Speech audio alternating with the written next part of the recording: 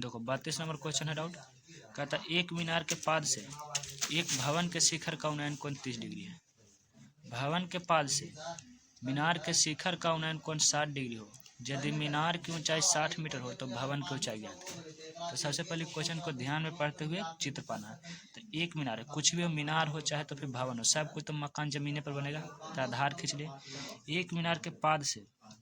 भवन के शिखर का उन्नयन कोण, तो एक मीनार देना है तो मीनार ऊंचा रहेगा और भवन थोड़ा सा नीचा रहेगा, ठीक ना। अच्छा, तो कहता मीनार के पाद से, मीनार के पाद हो गई, अगर इसको हम मीनार माने, इसको मान लिए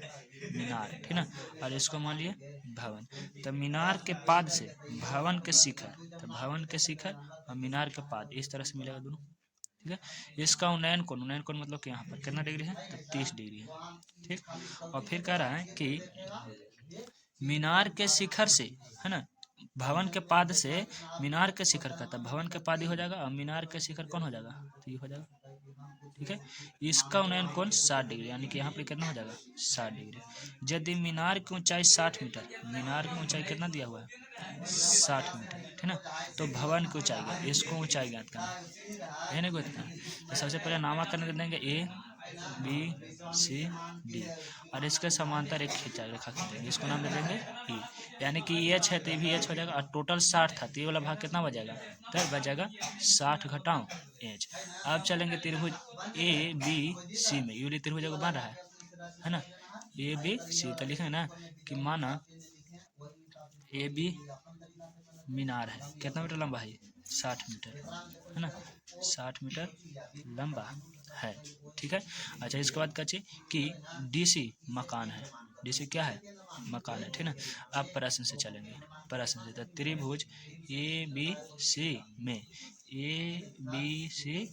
सी में क्या हो रहा है, ये हो रहा है लंब और ये हो रहा है आधार, क्योंकि जिस पर थीटा कोण बनता हुआ था आधार, ये होता है लंब, यहाँ पर 90 डिग्री कोण। तो एक में कची दिल है, एक में कुछ नहीं दिल तो इसको मान लेते हैं कची हम एक्स, और ये पूरा दिल है ना, तो लंब और आधार से, तो लंब आधार में कौन सूत्र लगता है, टेन थीटा, टेन थीटा और लंब बटे आधार, तो थीटा कोण कितना डिग्री है 60 डिग्री, तो हो जाएगा टेन 60 बराबर लंब क्या हो जाएगा हमारा, तो लंब हो जाएगा ए बी और आधार हो जाएगा बी सी, तो ए बी बटे बी सी, और थीटा का मान टेन 60, टेन 60 का मान कितना होता है √3, और ए बी का मान कितना है, तो ए बी का मान है 60, ठीक ना, और बी सी का मान नहीं पता है, तो एक्स तिरछा तिरछी गुना, तो √3x बराबर 60, यानी कि x बराबर 60 बटे √3, √3 नीचे नहीं रहेगा तो इसको कर देगा कची परमीकरण, तो कितना हो जाएगा कि 60 √3 बटे 3, 3 से कर देगा 20 बार में, यानी कि 20√3, समीकरण 1,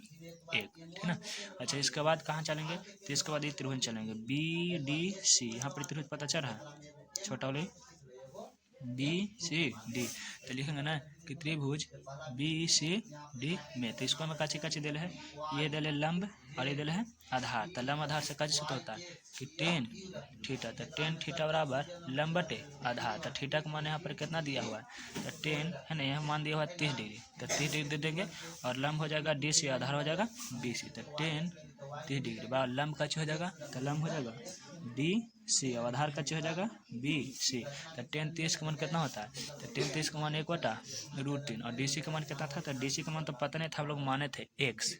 एच मानते थे, इसको एच मानते थे, तो एच दे देंगे, ठीक ना, डी सी का मान एच, और बी सी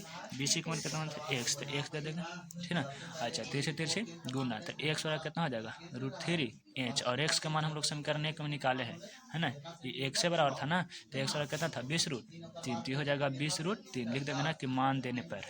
मान देने 20√3 बराबर √3h, तो √3 से √3 खत्म, तो एच बराबर कितना हो जाएगा 20 सेंटीमीटर, यानी कि भवन की ऊंचाई कितना, कोई दिक्कत